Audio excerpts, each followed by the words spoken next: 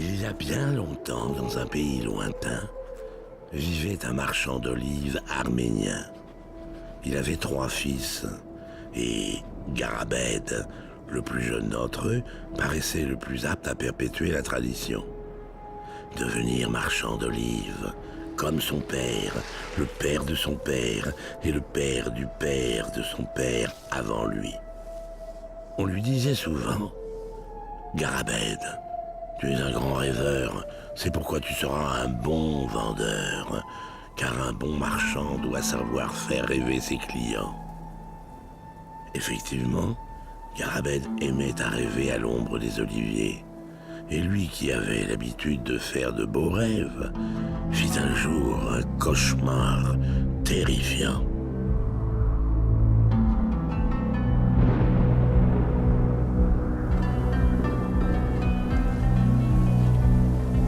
Des éclairs lacérant le toit de sa maison, et sur les oliviers des pluies de sang. Peu de temps après, le père l'envoie au grand marché d'Ankara, afin que, comme marchand, il fasse ses premiers pas. Garabed prend la route, tourmenté par son cauchemar qui le déroute. Il croit à un avertissement et il se dit qu'il ne sera pas à la hauteur de sa mission. À Keskin, dans la banlieue d'Ankara, notre apprenti marchand croise un vieux roublard ottoman. Tu veux vendre vite et rentrer chez toi matin. Alors, saisis l'occasion que t'offre aujourd'hui le destin. Enfile cette peau de loup, tu seras respecté et craint. Tu vendras tout, si tu le souhaites, même le vent de Constantinople à Bébélouette. Soucieux de faire de bonnes affaires et de voir la fierté éclairer les yeux de son père, Garabed se jette dans la gueule du loup. Et ainsi vêtu, comme c'est facile pour notre jeune marchand de vendre au meilleur prix tout son chargement. Impatient de rentrer chez lui, Garabed coupe à travers bois lorsqu'un loup, puis 2, puis 3, le salue à tu et à toi. Heureusement pour lui, les loups sont persuadés d'avoir affaire à un confrère et parlent d'aller ensemble faire la peau de ses frères. La faim, on le sait, fait sortir le loup du bois. Et bientôt, de toutes parts, surgissent des loups affamés et dépourvus de foi, hurlant à la pleine lune venue que l'ère des loups est enfin advenue. De retour chez lui, Garabed découvre son village dévasté, détruit et vidé sans doute par des loups affamés. Sous sa peau de loup, il traverse l'Empire de bout en bout, assistant, impuissant, au massacre de ses frères de sang, que les loups mènent en troupeau, tels des moutons vers leur dernière destination. Il ne dut son salut qu'à l'apparence que lui offrait une peau de loup rance. Au-delà des mers, dans un pays lointain, il se croit libre de l'ôter enfin. Hélas, cruelle destinée, la peau de loup lui colle à la peau, et tous deux ne font plus qu'un à présent. Une terrible malédiction qu'héritèrent ses enfants et ses petits-enfants, tous incapables de trouver le bonheur, ne comprenant pas d'où venait le malheur. Tous condamnés comme Garabed, le fils du marchand d'olives, à avoir l'apparence de ceux qui avaient massacré sa famille. C'est l'histoire d'un fils du marchand d'olives que je vais vous raconter à présent.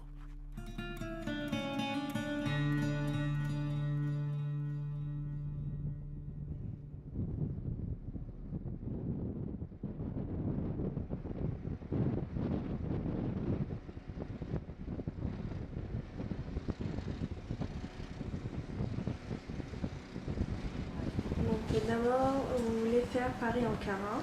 Paris-Istanbul. Paris-Istanbul d'abord. Oui. Paris-Istanbul.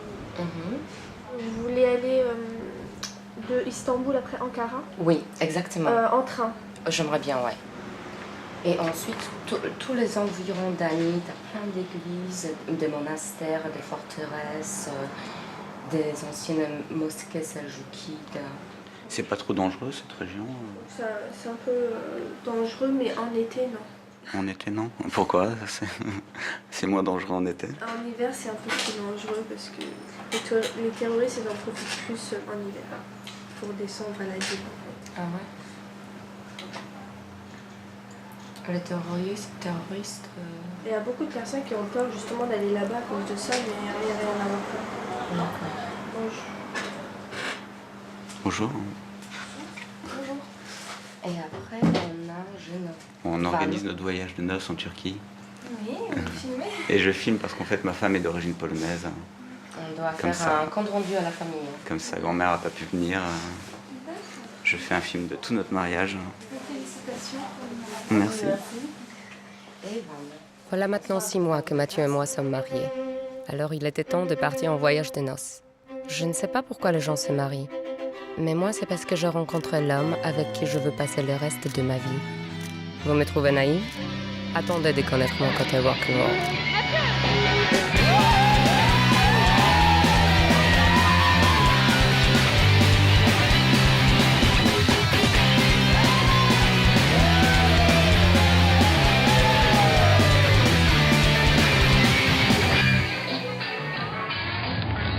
On est mariés.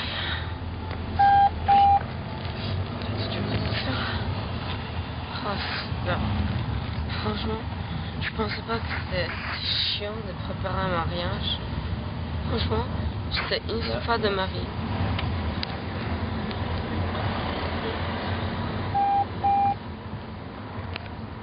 Et c'est moi qui ai persuadé Mathieu de commencer notre voyage de noces en Turquie. Un pays qu'il ne connaît absolument pas, bien qu'il soit intimement lié à celui-ci. Moi je suis déjà allée, j'étais à Istanbul 2 mois, puis ça m'a plu, j'étais à Izmir aussi. Et en fait Mathieu il a des origines turques, son grand-père, arrière-grand-père, il a des origines turques, donc je me suis dit que c'est... Non, pas turc, hein, pas vraiment. mais de Turquie. Ou enfin, de l'Empire Ottoman. Oui, plutôt arménienne, de l'Empire Ottoman. Puis j'ai un nom turquifié en fait, donc Zeytin Gioglu. Zeytinjoglu, c'est mon nom à présent. Un nom de 14 lettres, soit l'équivalent de 2 Scrabble mis bout à bout. C'est vraiment très compliqué à porter. Selon Mathieu, si nous avons des enfants, ce nom à coucher dehors sera le début de leur calvaire. Destiné à être toujours dernier de toutes les listes, à être à l'école un sujet inépuisable de blagues et de calembours, et bien d'autres complications, j'en passe et des meilleures. Les plus malins d'entre vous diront que c'est un nom d'origine turque. Mathieu vous dira que vous vous trompez, que c'est un nom arménien turquifié. Je me concentre, il s'appelle Mathieu Zeytinjoglu. Oui, il faudrait mieux qu'il prenne un pseudo s'il veut faire une grande carrière. Mais à part je ça, crois qu'il le accepte film est déjà qu'on génial. l'appelle Zeytin, mais voilà. Son nom d'origine est Zeytunjan, un nom signifiant en arménien le fils du marchand d'olives. Mathieu vous expliquera ensuite que son nom a été turquifié en 1914. Zeytunjan devient Zeytinjoglu, ce qui signifie également en turc « fils du marchand d'olives ». Ça se passe dans l'Empire ottoman, à Keskin, près d'Ankara. Cette turquification du nom permet à Garabed, le grand-père paternel de Mathieu, d'échapper au génocide arménien de 1915 que le gouvernement turc s'entête toujours à ne pas reconnaître. Garabed fuit la Turquie et débarque en France en 1919.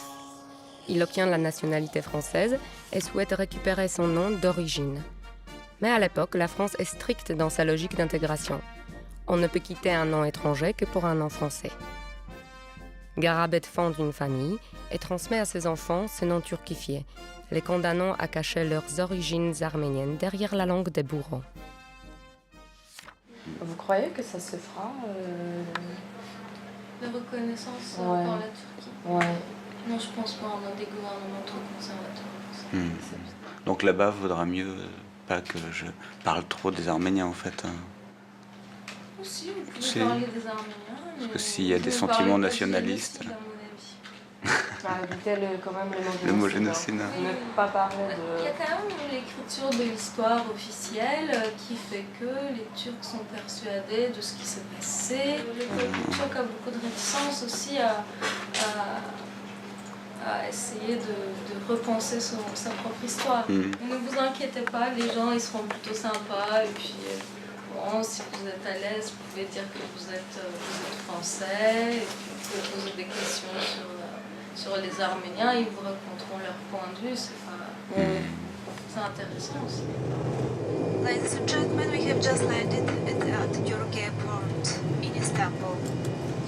You can request you to remain seated with your seatbelts fastened until the complete stop of the airplane and until the fasten seatbelt signs have been switched off. Thank you. Ça y est, on a Istanbul. Évidemment, on a une réservation dans un hôtel ou hostel Paris, à Sultanahmet, sauf que j'ai pas pris d'adresse ni de numéro. Voilà, téléphone. Bravo. Je sais qu'on voit la mosquée bleue des fenêtres de l'hôtel. Et je sais que la réservation avec le numéro de téléphone et l'adresse est sur ma boîte mail.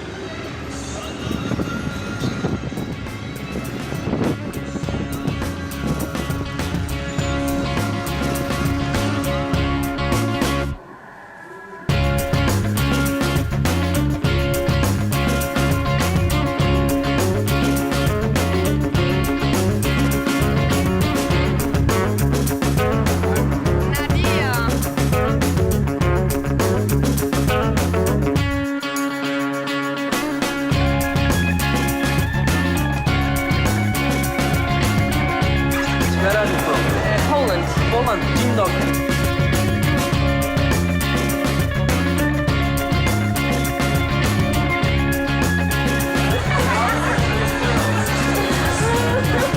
All the documents inside after hours.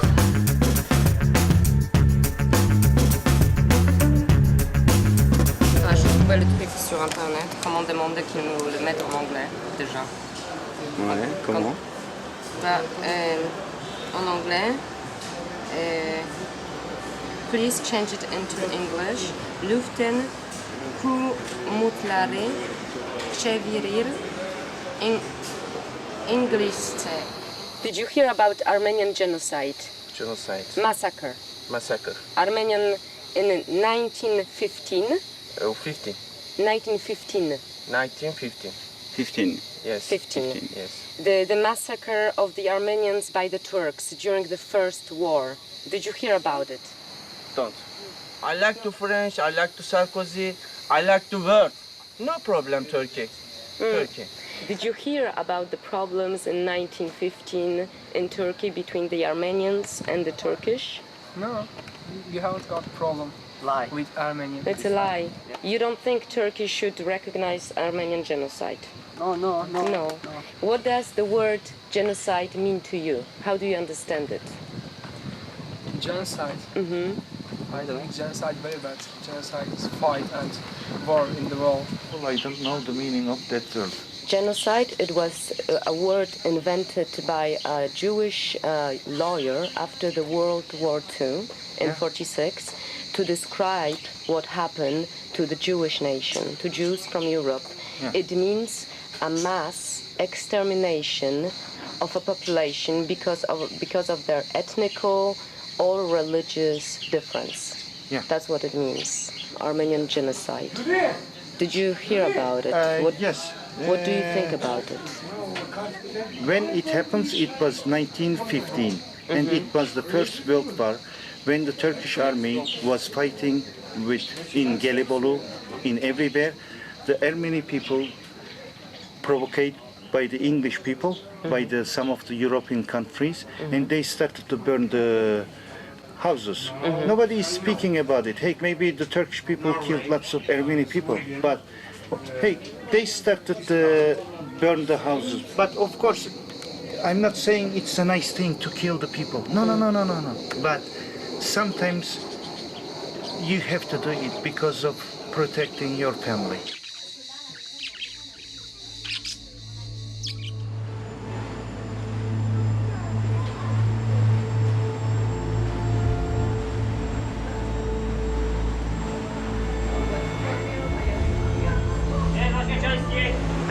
qu'on va, on quitte l'Europe et on va en Asie. On va sur la côte asiatique d'Istanbul pour prendre le train pour Ankara.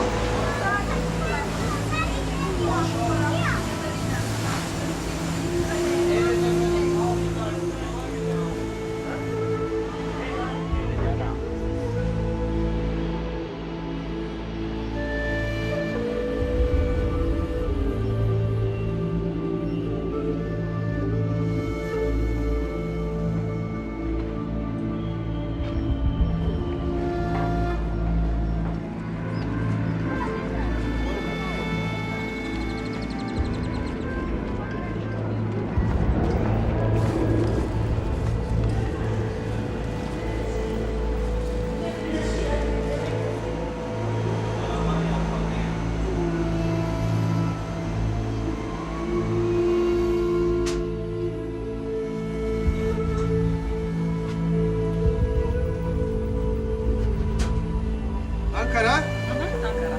Okay. 5 wagon. 17, 18.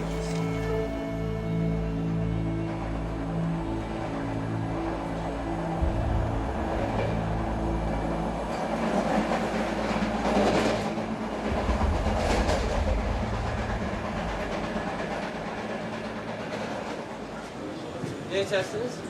Two beer. Two bira. İçi Efes. Yok bizde yok. Bira Yanı? yok. Yok. Bira, okey. Ankara, une ville bruyante et étouffante. Après 15 heures de train, impossible de trouver une bière. Pour une Polonaise, c'est difficile à vivre.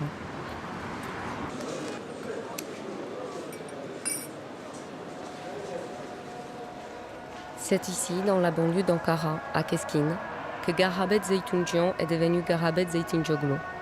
Mais on sait tous les deux qu'on ne trouvera pas grand-chose sur lui ici. Mathieu est silencieux, maussade. Cette ville ne l'inspire pas. Même s'il ne dit rien, je crois qu'il m'en veut de l'avoir amené ici et qu'il voudrait rentrer.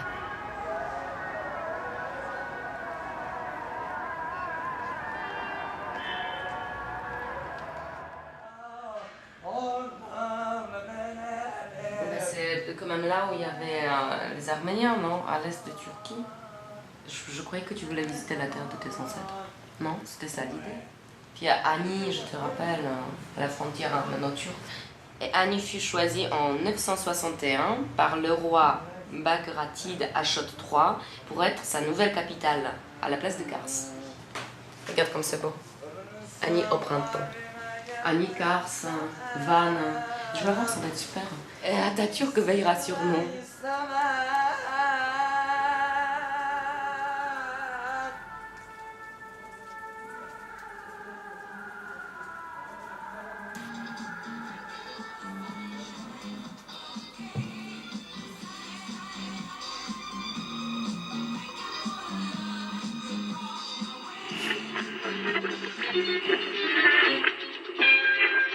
Madame, monsieur, bonsoir.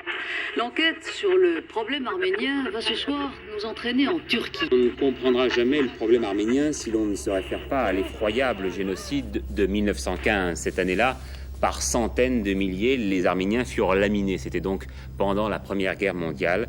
Les Arméniens turcs venaient de refuser de combattre la Russie. C'était en 1915, pendant que les nations européennes s'étripent dans les tranchées, l'armée turque décide de supprimer le peuple arménien. Le 24 avril 1915 marque le début du génocide orchestré par les Turcs dans la mémoire collective des Arméniens. Ce jour-là, des milliers des leurs sont arrêtés. Vont s'en suivre des mois de pogroms, d'exécutions de masse et de déportations. Ces déportations sont organisées sur ordre du gouvernement central à Constantinople. Hommes, femmes et enfants, sans exception, sont soit abattus, soit transférés vers Alep, puis dans les déserts de Syrie, dont ils ne reviendront pas. Bilan, entre 800 000 et 1 million de morts et autant d'exilés. Je ne pense pas que dans toute l'histoire du monde, il y ait jamais eu un massacre aussi général et méthodique que celui qui a lieu aujourd'hui dans cette région, ou qu'un plan plus diabolique soit jamais sorti de l'esprit d'un homme. C'est un consul américain qui décrit à son gouvernement ce qu'il a vu de ses propres yeux en 1915.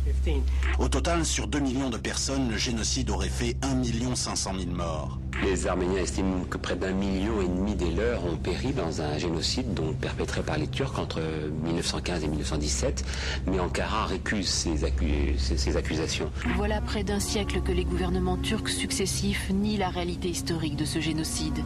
Le génocide arménien a été reconnu officiellement par les Nations Unies et par l'Union européenne en 1987. Oui, absolument. Il y a beaucoup d'entreprises françaises présentes en Turquie. La France est le deuxième investisseur étranger en Turquie et l'un de ses tout principaux partenaires économiques. La Turquie représente pour nous, entreprises françaises, 2 fois le Brésil aujourd'hui. C'est un marché émergent de 80 millions d'habitants qui est à nos portes. Tout est maintenant sur le tapis. Les tabous ne sont plus intouchables. L'économie est en plein essor et la société en pleine mutation. C'est un bon exemple pour dire qu'on peut être à la fois musulman et moderne. On peut être différent, on peut rester différent, mais on peut devenir européen. Allez-y. Bonsoir, moi je suis polonaise. Et comme vous avez bien dit tout à l'heure, la Pologne fait partie de l'Union européenne depuis 5 ans. Les Polonais et moi personnellement, on sont très contents et fiers. Oui, ça y est, je l'ai entendu. Oui. Je recommence.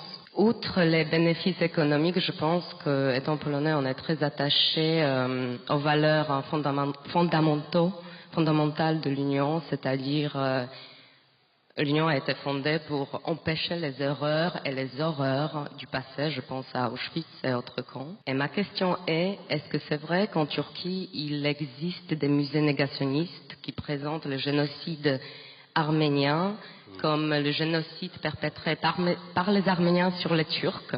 Et si oui, est-ce que l'adhésion de la Turquie ne serait pas en contradiction aux valeurs de l'Union européenne? Voilà, alors, très bien. Alors, pareil, je répète, aucun tabou n'est plus de mise. On parle de tout, y compris du génocide arménien. Alors, vous m'avez posé la question de savoir si en Turquie on disait plutôt le contraire, c'est-à-dire si les Turcs étaient génocidés. Ben, les Turcs sont encore là, les Arméniens n'y sont plus. Donc, je crois que c'est très clair. Négationniste, bien sûr. Il y a un musée, enfin, il y a une baraque dans un village à l'est de la Turquie, à la frontière arménienne. Écoutez, j'ai répondu, mais écoutez-moi, j'ai répondu en disant, en effet, oui, il y a des gens qui disent que c'est eux qui ont subi tous les torts, et j'ai répondu en disant, c'est une ironie, parce que les Turcs et les Kurdes sont encore là, alors que les Arméniens ne sont plus là. Maintenant, je comprends que vous ne l'avez pas compris. Hein, voilà.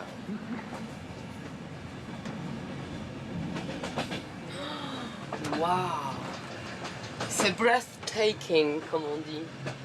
C'est mortel, hein.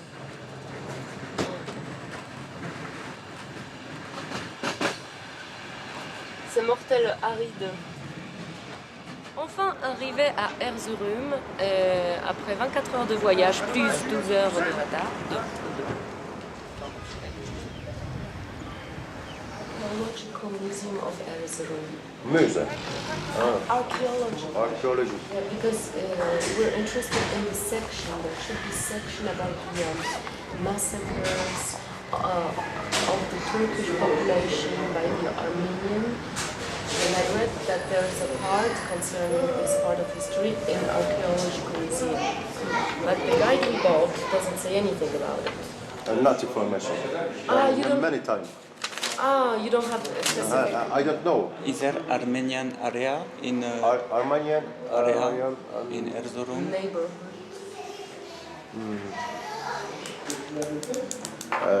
It's going in Armenian area, not. No. Armenian church. No. Have you heard about Armenian genocide? No. Okay. On va donc s'instruire en visitant un musée.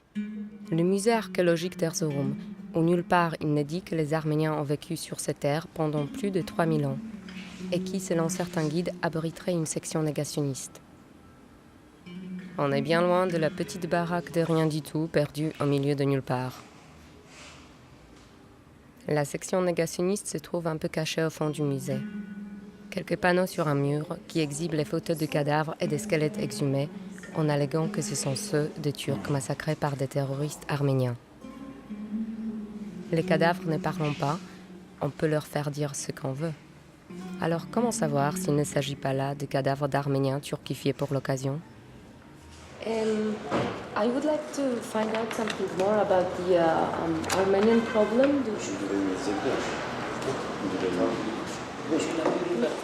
Comme on insiste pour en savoir plus, on est invité à rencontrer le directeur du musée.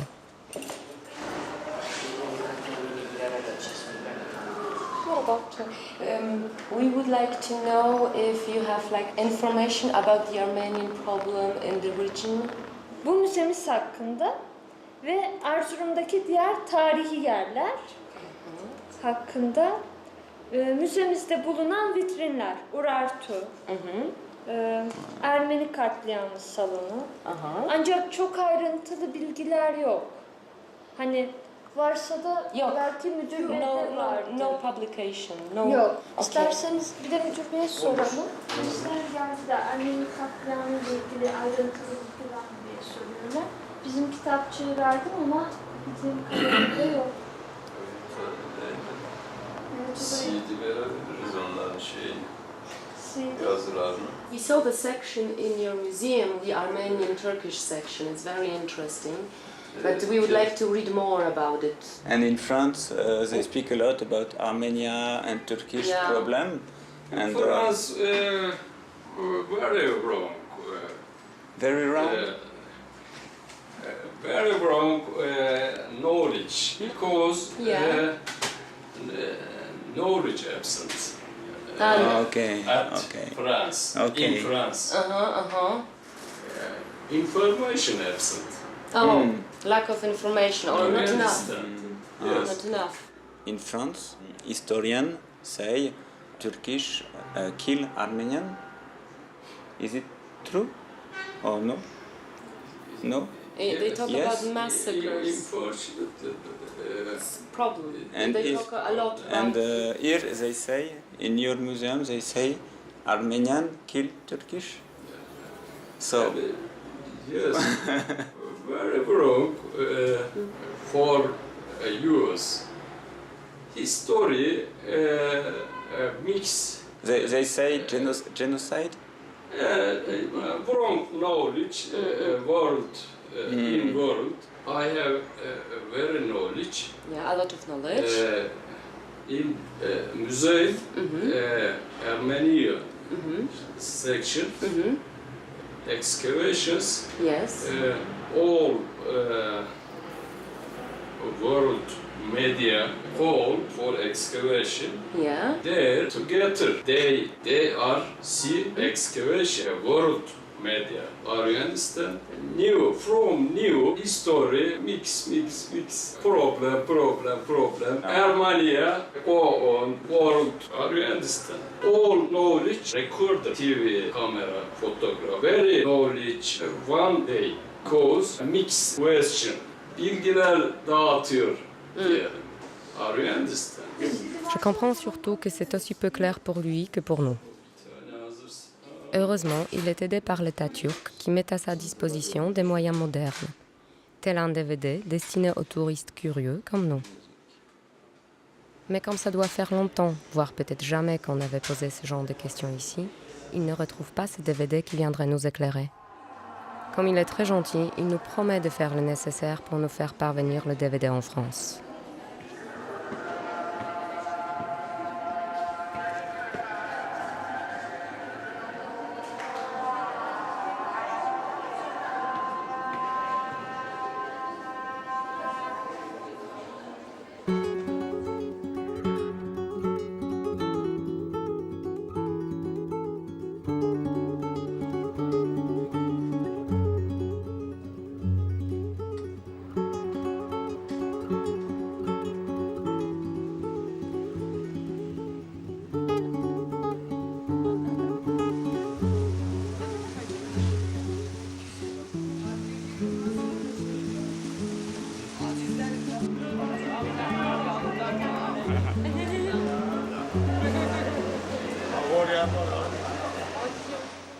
Otelden var sizin otel. No otel.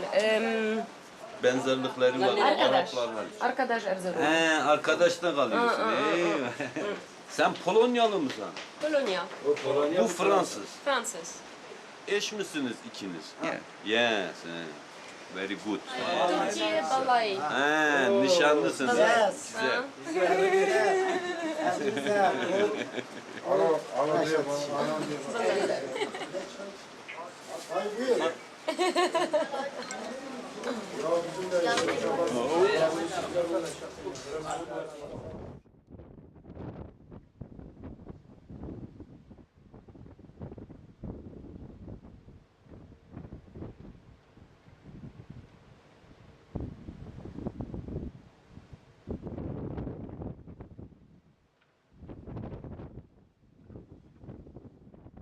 Şerefe. Yeah.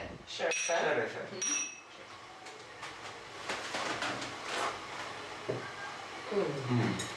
Are you Polish? You? French origin, and my father family was Armenian. I have a French Armenian called Armanush. Armanush? Yeah. And she lives here very difficultly. Really? Why? Because in this city, to say that you're an Armenian, people reject, because they are too close people. I know some Christian peoples, but they can't say they're Christian. Yeah. And I can't say I'm an atheist. I don't believe in God. I can't say it. Wow. Oh, it was so funny today. We went to this archaeological museum and we saw the section about the Armenian massacre of Turkish. And the director of the museum couldn't speak good English. And he was trying to explain that unfortunately the whole world says that talks about the massacre of Armenians, but it's not true. And he told us it was only a propaganda of Armenian terrorists. Really? Yeah. Oh. And it's a museum director. In Turkey, the government never accepts it's a genocide. It's a ego fight. Ego fight. It is. So if the government accepts that, they feel like they're a jerk. Because Turkish people are very Turkish people brave. Turkish people never accept that they make a mistake. Yeah, really? I took history lessons in high school. I never heard that about Armenian genocide or something like that. I never heard. In history lessons, Turkish young peoples only learn about Turkish heroes in history. Yeah. Only. Yeah. Okay. I'm living here in Erzurum. I'm a doctor. I'm here for my job. I hate here. It's an experimental part of my life. You seem young for a doctor. Really? Yeah, because- you do seem young. I'm 27. I have 3 boyfriends now, but it's not a kind of polygamy because they know each other always. If they don't accept, I can't accept the situation. They have other girlfriends too. It's total anarchy. Yeah.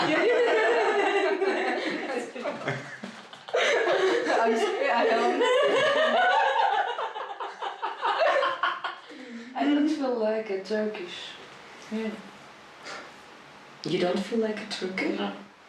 I was reading, Simone de Beauvoir, the girlfriend of Jean-Paul Sartre. She was saying that a woman is always under curtains of man nationality. A woman never born like as a woman. She makes her like a woman. It's dangerous, a woman in Turkey.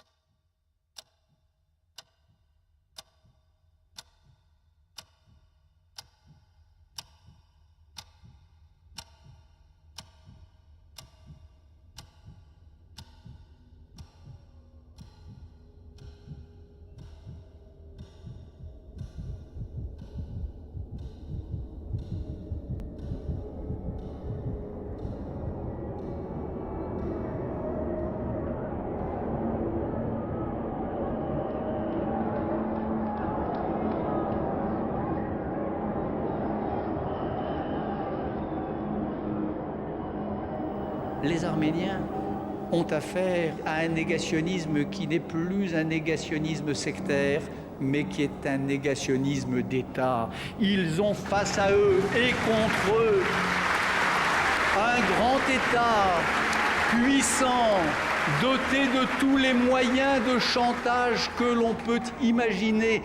Je me demandais ce qu'il serait advenu des survivants de la Shoah, ce qu'il serait advenu des Juifs de ma génération, nés au lendemain de la Shoah, s'ils avaient eu en face d'eux une Allemagne structurellement négationniste, une Allemagne niant le crime. C'est la situation des Arméniens. Et c'est ce qui rend cette situation particulièrement tragique.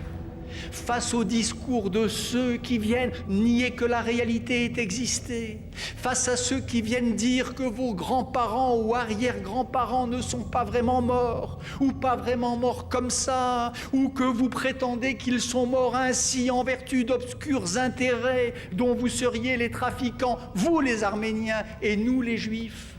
Face à cette haine brute, presque sans mots, la vérité, en effet, est impuissante. Il s'agit d'autre chose que d'un mensonge. Il s'agit d'autre chose que d'un duel entre le vrai et le faux. Il s'agit d'une haine dont nous connaissons bien le nom, une haine antisémite dans certains cas, raciste dans l'autre. Une des choses qui caractérise le génocide et qui le distingue, c'est qu'il intègre dans son dispositif même, dans le moment même où il opère son geste criminel, il intègre déjà sa propre négation. L'acte négationniste est contemporain de l'acte criminel. On le sait pour les hitlériens. On sait comment les nazis inventaient des euphémismes. Ils parlaient de transfert, d'évacuation, de déplacement de population, pour ne jamais dire extermination. Même chose dans le cas des Arméniens. Un geste criminel qui a ceci de particulier qu'il se nie en même temps qu'il s'opère. Nier le génocide, le nier 20 ans, 30 ans, 50 ans ou 90 ans après, c'est pour cette raison même une façon cynique, sordide, horrible de continuer le crime, de le reproduire et de le parachever. Pour que le crime soit parfait. Les Juifs le savent bien et les Arméniens le savent avant eux. Pour que le crime soit parfait, il faut qu'il soit sans trace. Et pour qu'il soit sans trace, il faut que l'on annihile jusqu'à la mémoire des survivants et des descendants. Ainsi, on prétend achever les Juifs. Ainsi, on prétend achever les Arméniens, et c'est la raison pour laquelle le négationnisme peut être à bon droit qualifié de stade suprême du génocide, et c'est la raison pour laquelle il est si important qu'il soit sanctionné par une loi.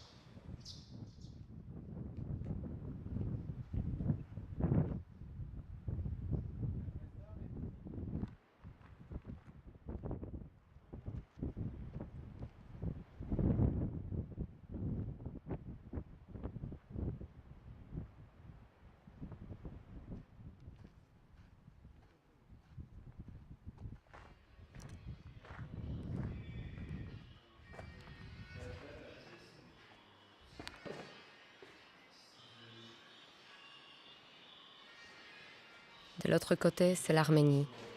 J'allais dire la vraie. Une Arménie qui existe ailleurs que dans les livres de contes, de légendes et d'histoires des civilisations disparues. Le pont est cassé, signe de la fracture manifeste entre ces deux peuples. Mais ailleurs, des dirigeants signent des accords en évitant soigneusement les mots qui fâchent, comme génocide. Je ne demande pas à Mathieu s'il veut y aller. Je sens qu'il n'est pas encore prêt à traverser cette frontière-là. Il ne dit rien. Il reste là, songeur, le regard un peu plus triste que d'habitude. Je me demande à quoi il pense. Reprenons donc le cours de notre histoire, qui parle d'un fils, du fils, du fils du marchand d'olives et de son désespoir. Qu'est-ce que je fous ici ? Se demandait celui-ci, quand il fut arrivé à Ani, l'ancienne capitale d'un plus ancien encore royaume d'Arménie. Ici, ses oreilles de loup, héritées d'on ne sait où, lui semblaient plus lourdes que jamais. Il n'était pas un loup, il en était persuadé. En plus, il savait que les loups avaient massacré ses ancêtres. Alors, comment supporter ses oreilles longues de plus d'un décimètre ? Souvent la mélancolie le gagnait, la lycanthropie le guettait, et le fils du fils du fils du marchand d'olives ressassait sans cesse la même question. Par quelle aberration ai-je l'apparence des bourreaux de mes arrière-grands-parents ? S'il était arrivé à Ani, c'est parce qu'un soir, alors qu'il se grisait pour ne plus broyer du noir, il délivra d'une bouteille de vodka une petite fée appelée Anna. Elle apporta la couleur au noir et gris de sa vie. À Paris, ensemble, ils virent la vie en rose. Pourtant, la petite fée voyait bien qu'en dépit des vodkas, des mazurkas, des polkas et du muscat, l'ombre d'un loup porteur d'affliction pointait toujours sa gueule à l'horizon. La petite fée connaissait les contes de fées, bien évidemment. Elle savait comment rompre une malédiction. Alors, elle l'entraîna sur les lieux de la transformation, là où Garabed, jadis, échappa à la déportation. Ensemble, ils sillonnèrent les terres où avait vécu son grand-père. Mais de Istanbul à Erzurum, en passant par Ankara, aucune trace de Garabed. Rien n'indiquait que ses ancêtres avaient demeuré là. Et les glous, c'est comme ça que s'appellent à présent les habitants du coin, juraient qu'aucun loup n'avait ici croqué de chrétiens. Les glous sont de drôles d'oiseaux, souvent aimables, inoffensifs et amicaux. Les glous sont persuadés d'être des agneaux et des moutons, ou tout au moins leurs rejetons.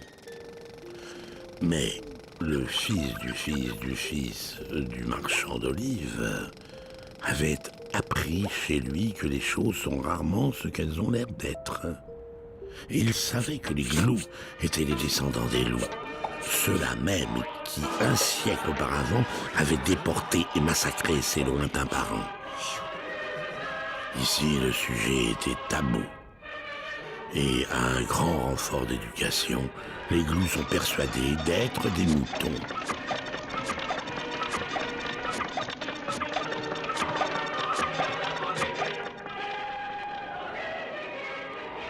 Pourtant, il suffit de dire « génocide » et d'évoquer 1915 pour que les glous, tout moutons qu'ils soient, montrent les dents. D'ailleurs, un article de loi se charge de dissuader les troublions qui poseraient trop de questions. The chilling result of a very public murder. Hrant Dink gunned down at lunchtime at the entrance to his newspaper's offices. Police say they're looking for an 18 or 19-year-old. Hrant Dink was one of the most prominent voices of Turkey's Armenian community, a population whose relationship with many Turks is fraught with tension, controversy and painful memories of a brutal past. Much of the country's once sizable Armenian population were killed or driven out from 1915 to 1917 in what an increasing number of countries are recognizing as the first genocide of the 20th century. Many Turks vehemently deny that their ancestors committed genocide, and saying so in Turkey is tantamount to treason.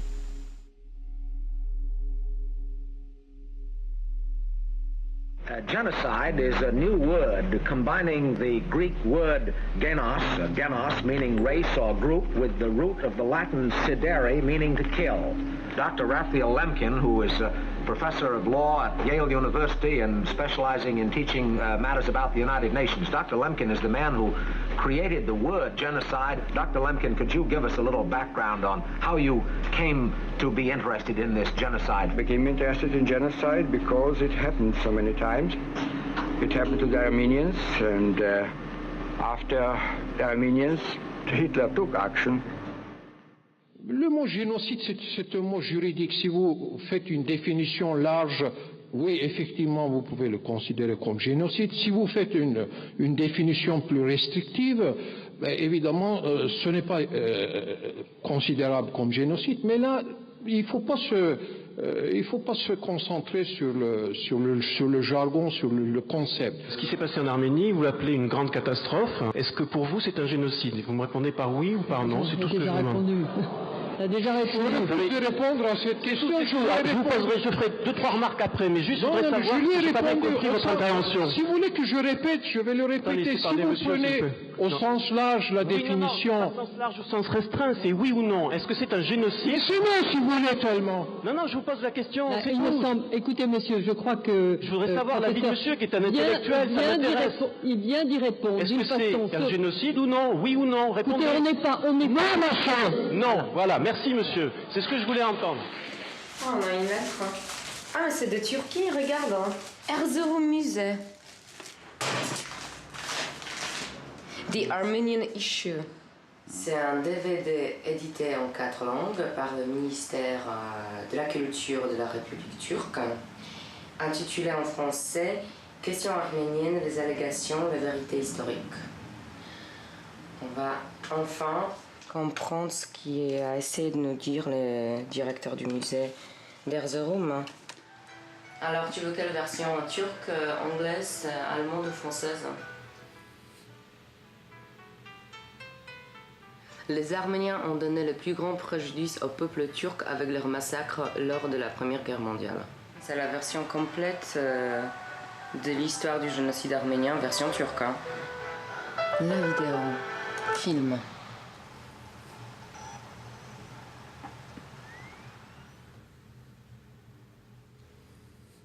Tout au long de l'histoire, des centaines, des milliers et des millions d'êtres humains différents ont vécu sur cette terre.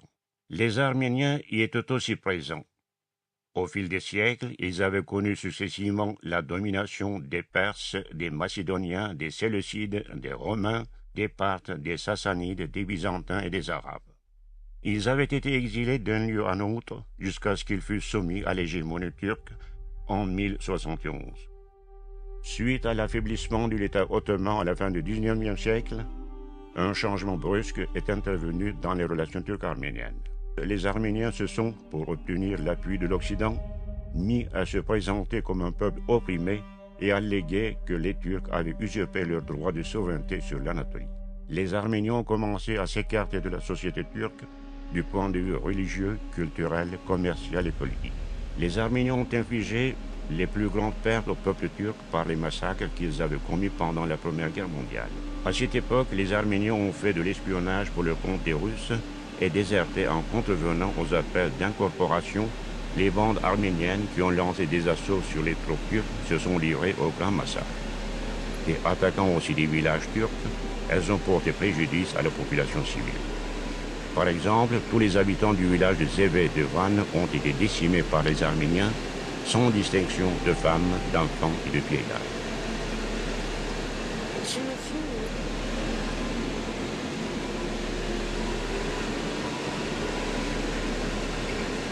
On est parti d'Erzurum et on doit être ici quelque part, près d'Agri ou après Agri. Et on va à Vannes. Et regarde, tout ça, c'est la frontière. Et tout ça, c'est le bastion de... Et on vient de passer par un barrage de police et ils ont pris toutes les cartes d'identité de tous les Turcs. My name is Sadullah. Sadullah? Sadullah. Sadullah. Anna. Çay Kurdish. Kurdish çay. Turkish. Turkish. Turkish. Kurdish. Enfin à Vannes, mon rêve.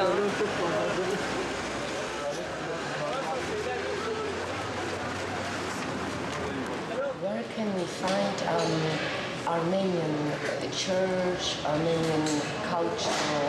Armenian church in Akdamar, I think. Akdamar. Are an Armenian in Van? Armenian people in In Van? stay, one stay. Armenian the people in stay. No. No. I read that there were a lot of Armenians before 1915 in Van. That there was a rebellion of Armenians, and I would like to know if I can get something to read in French or English about it. If there's some history, if you have something that could buy some books about that. Do you say here Armenian genocide? Genocide? Genocide. One genocide. Sorry. In France, they say that there was a lot of massacres. Of Armenian here. Yes. In one. Is here now not here stay. Yeah. Armenia take over family. Yeah, not in Armenia. It's here. Sorry. Would you like to eat? No. Another day we'll wash ourselves and start to play. We'll eat and drink and just have fun. A kitten's life is a merry one. Sorry, in the guide they say there's a section about the massacre of Turkish and Kurdish by Armenians. Armenian massacre. Close. Au musée de Vannes, il y a aussi une section négationniste, fermée pour rénovation. Le personnel nous recommande un autre musée dans une ville voisine, où la section arménienne est ouverte. Mais on préfère aller visiter la vieille ville de Vannes, située à 3 km d'ici. Une ville où quelques 30 000 Arméniens se réfugièrent en 1915 pour échapper au massacre perpétré par les Turcs dans la région. Leur révolte, qui commença le 20 avril, fut l'un des prétextes pour lancer le génocide. La ville fut reprise et rasée en 1920 par les armées d'Atatürk, puis reconstruite quelques kilomètres plus loin.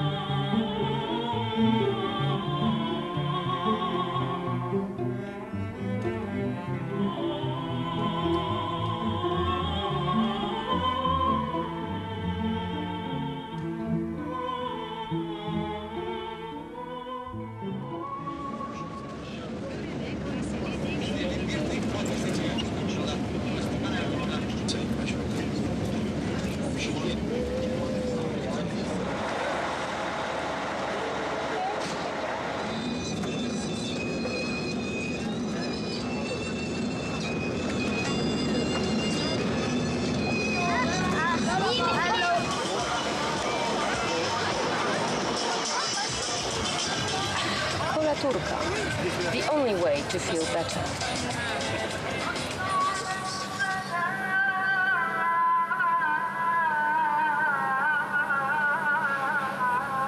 Le 24 avril, que la diaspora arménienne commémore chaque année en tant qu'anniversaire du soi-disant génocide, est en fait la date de l'arrestation de 2345 membres du comité qui avaient exercé des activités contre l'État et qui avaient massacré des gens innocents. Comme l'arrestation des membres des comités arméniens n'a pas suffi à apaiser les événements, le gouvernement ottoman a, comme moyen ultime, évacué les Arméniens de la zone de combat, tout comme ses nombreux citoyens, pour les conduire et établir dans les régions sûres du pays. Pendant cette période, il n'est nullement question de la mort de 1,5 million d'Arméniens lors de ces déplacements, comme l'évoquent fréquemment les Arméniens. Le déplacement des Arméniens s'est déroulé dans une grande discipline et avec minutie.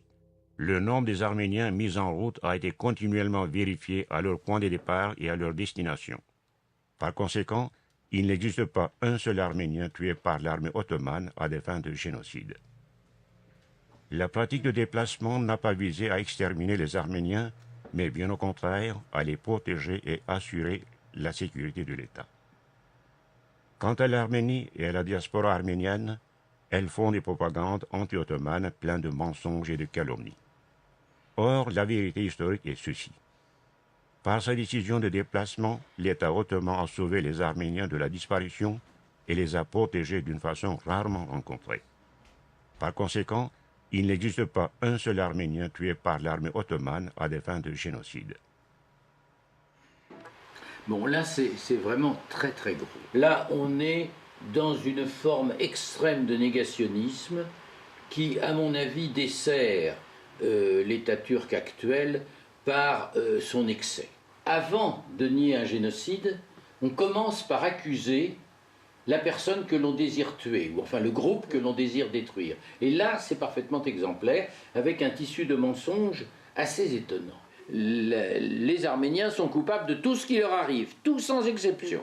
C'est des traîtres. Le traître, le pervers, le comploteur, le terroriste, celui qui va décider de mettre à mort tous les Turcs, en quelque sorte, le personnage plein de colère, de haine, de violence, etc. Et puis puissant aussi. Et à partir de là, se crée ce qui est, si je puis dire, le sommet de la construction négationniste que j'appelle l'anamorphose, c'est-à-dire la construction parfaitement cohérente d'une vérité à partir de mensonges qui ne peuvent pas être nuancés, qui sont parfois les plus grossiers, mais tout se cadre dans une construction qui, elle, est cohérente. Donc on a détruit un monument de vérité pour construire un monument de mensonge. Ce qui est terrifiant, c'est qu'aujourd'hui, un tel enseignement est donné dans un musée au cœur de l'endroit où ont été détruits les Arméniens à des enfants, donc, car les musées sont souvent destinés à des enfants ou à des adolescents. C'est reconduire ad aeternam le négationnisme. Est-ce qu'on parle de massacre ou est-ce qu'on parle de génocide? On peut parler de génocide quand l'événement dont on traite consiste en la destruction physique d'un groupe humain dont les membres sont tués en raison de leur appartenance à ce groupe et que cette destruction porte sur une part substantielle de ce groupe humain et qu'elle est faite au terme d'un plan concerté, c'est-à-dire d'un programme de destruction. Donc là, on a l'essentiel de ce qui peut être qualifié de crime de génocide. Est-ce que vous pourriez nous décrire brièvement, rapidement, les raisons de génocide, de la mise en place du génocide? Après la révolution de 1908, qui amène au pouvoir les jeunes Turcs, ce qu'on appelle les jeunes Turcs, c'est-à-dire le Comité Union et Progrès, on a dans l'Empire ottoman un changement de perception de l'identité turque. Et donc, le mot d'ordre, en quelque sorte, est la Turquie aux Turcs. Donc, la Turquie aux Turcs, ça suppose que les minorités dérangent. Les Arméniens se trouvent placés exactement à l'endroit où il ne faut pas être. Lorsque la guerre éclate, comme il y a eu une défaite dès janvier 1915 à Sarikamish, on cherche un bouc émissaire, on le trouve, ce sont les Arméniens, et les membres les plus radicaux du Comité Union et Progrès décident et convainquent leurs collègues un peu plus réticents de procéder à l'extermination, au déracinement en quelque sorte des Arméniens. On tue tous les hommes et on déporte les femmes et les enfants. Les déportés regroupés vers Alep vont être en majorité drainés vers le long de l'Euphrate, vers l'aboutissement, où vont être détruits les 300 000 derniers déportés, à Deir ez-Zor, qui est à l'entrée en quelque sorte des déserts de Mésopotamie. Voilà un peu ce schéma qui permet de comprendre comment les 2/3 des Arméniens de l'Empire ottoman ont été assassinés en l'espace de 18 mois, d'avril 1915 à la fin 1916. Le crime de génocide est là et absolument indiscutable. Qu'il y ait eu peut-être des épisodes où des Arméniens se sont défendus, c'est indiscutable. On ne peut pas accuser les victimes d'avoir de temps en temps, avec les faibles moyens dont ils disposent, un sursaut de défense. Je pense qu'à propos du négationnisme turc, les dirigeants turcs, ceux qui ont fait par exemple ce DVD, sont des menteurs avérés, car ils vont tellement loin dans le mensonge, dans la construction d'une contre-vérité, qu'il est évident qu'ils savent la vérité. Par contre, ceux à qui ils enseignent cette contre-vérité sont probablement innocents de tout mensonge. Ils croient ce qu'on leur dit. Ils ne savent pas que ce qu'on leur dit est un tissu de mensonge. Would you like to answer some questions for us? I don't like. You don't like. You don't want. You don't want to answer questions for us. Would you like to answer some questions? No. Armenian genocide? Yeah. What do you know about it? I can't explain. La Turquie devrait reconnaître le génocide arménien. Qu'en pensez-vous? Jamais existé, voilà. Le génocide n'a jamais existé. I don't know. I have no idea about this. Of course, of course. If it really happened, then I think Turkey should apologize for that. It was not a genocide. Yes, in fact not. Yani Öyle bir şey olduğuna inanmıyoruz açıkçası yani Ermeni soykırımı falan. Kesinlikle kabul etmiyoruz. kabul etmiyoruz. Aksine Tarihte okuyan insanlarız. Biz üniversite mezunuyuz. ya aksine öyle bir şey Araştırdık biz da. suçlayabiliriz onları öyle. Onlar bize soykırım yaptı yani. Evet, kesinlikle. Buna inanıyoruz. Yani o zaman otursunlar açsınlar tarih kitaplarını hepsini Gelsinler burada beraber döksünler inceleyelim ortaya, yani. onu da yapıyorlar. Sadece sözde, hatta onun adı sözde soykırım, sözde yani sadece. We never accept this. It is not a genocide. Okay. Şu evler güzel değil bir kere. Demain, nous quittons la Turquie, sans regret, pour continuer notre voyage de noces en Italie. Et nous passons notre dernière soirée dans une charmante famille turque très occidentalisée. Une occasion de parler librement des sujets qui dérangent. I wanted to ask you something. Would you like Turkey to be part of the European Union? I am European side. Yes. And called for Europe. For Europe. Very useful, very good. Human rights. Yeah. Everything is okay. I'm not agree. You don't. Ah, that's interesting. Why not? Because European Union wants to change our culture. No. Benim düşüncem ya. Benim de örnek gösterdim. Birçok insan böyle egri değil şey olmaya, yani Avrupa Birliği'ne girmeye. Çünkü alt gözlüğüyle bakıyorlar dedi. Yani kültürlerimiz... Bu kültür şeyi, herkes aynı şeyi söylüyor, sen değil. Yani kültürü sanki deniyor ki kültür değişecek, sanki Avrupalı gibi olacak. Yani Hayır, şey benim gibi demek olacaksın. istediğim o değil. Kültürden Aslında kastımız da şu. kültürlerin gelişmesine teşvik ediyor. Do you know what is Armenian genocide? Again, please. Do you know what is the Armenian genocide? Have you heard? Soykırımdan bahsediyorum. Evet, anlıyorum. Yes. What is it? What is it? Yeah. I don't know. I don't know.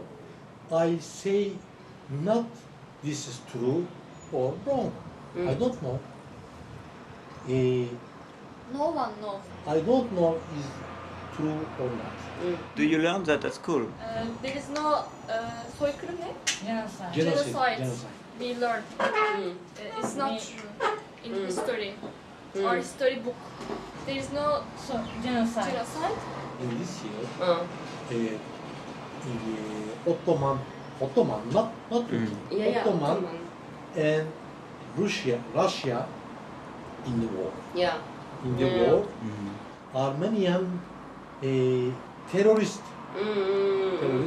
they work with Russian soldiers, Ottoman government think that to migrate Armenian people Jordan or Syria.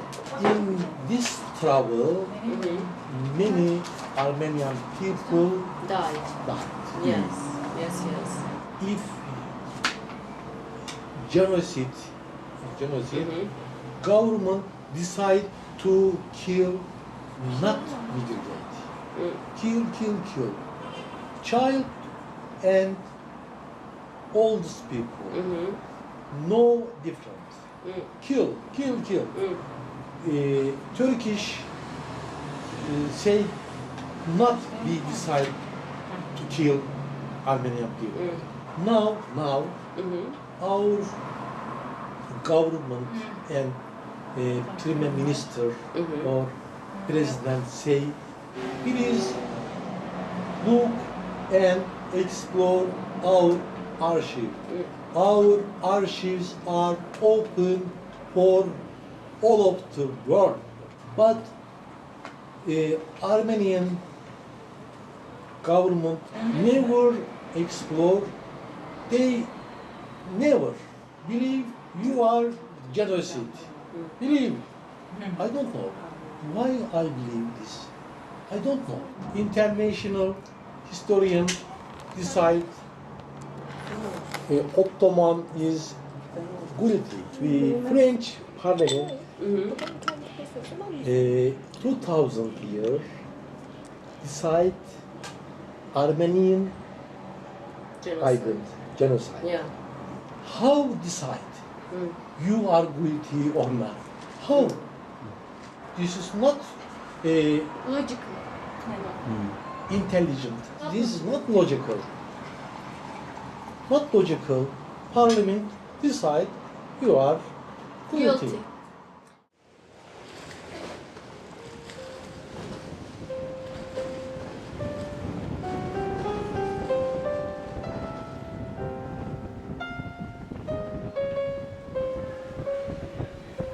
See you again.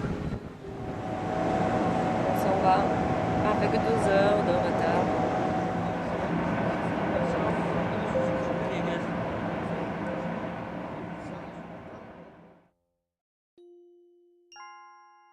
Ainsi, le voyage du fils du marchand d'olives arrive à son terme. Et ici finit l'histoire de celui qui voulait dénouer le nœud de ses origines. Entraîné par une petite fée polonaise, il était parti chez les Glous pour savoir d'où venaient ces oreilles de loup. Et il avait découvert une nation où les loups se prenaient pour des moutons. Ici, tout n'était que mystification. Tout était remis en question. Le mensonge a juste besoin de semer le doute, puisque les hommes adorent douter. Et nombreux là-bas étaient ceux qui mentaient en croyant détenir la vérité. Qui sait qu'il ment? Qui est sincère? Tout cela le rendait plutôt amer. Pendant ce voyage, il avait appris que les apparences sont souvent trompeuses, que si le loup se déguise en mouton, c'est qu'il a ses raisons, et que la raison du plus fort reste encore et toujours la meilleure. En bref, rien de nouveau sous le soleil. Alors, conscient qu'il n'apprendrait là-bas rien de plus sur sa condition, il en arriva à cette conclusion: tout le monde est un peu loup, un peu mouton. Et il sentait le loup en lui devenir plus sage, apaisé sans doute par le parfum empreint de vodka d'une petite fée qui l'aimait et guidait ses pas.